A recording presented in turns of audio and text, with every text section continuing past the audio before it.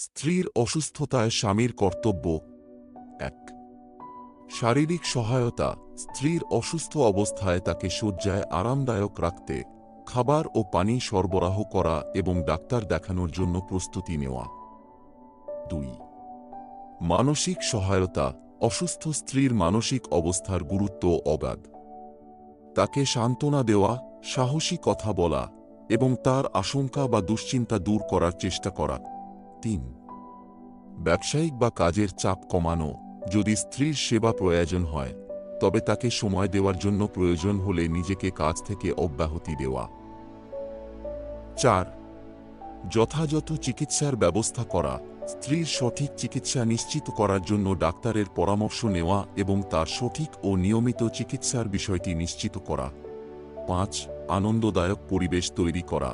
স্ত্রীর মনোবল শক্ত রাখতে তার জন্য আনন্দদায়ক পরিবেশ সৃষ্টি করা, যেমন প্রিয় গান শোনা, মিষ্টি কথা বলা কিংবা তার পছন্দের কিছু কাজ করা যাতে তার মন ভালো থাকে। হয় অতিরিক্ত যত্ন ও সহানুভূতি দেখানো। স্ত্রীর অসুস্থতা তাকে শারীরিকভাবে দুর্বল করে দিতে পারে, তবে তার পাশে দাঁড়িয়ে অতিরিক্ত যত্ন ও সহানুভূতি দেখানো স্বামীর দায়িত্ব। ৭. বিশ্রাম নিশ্চিত করা।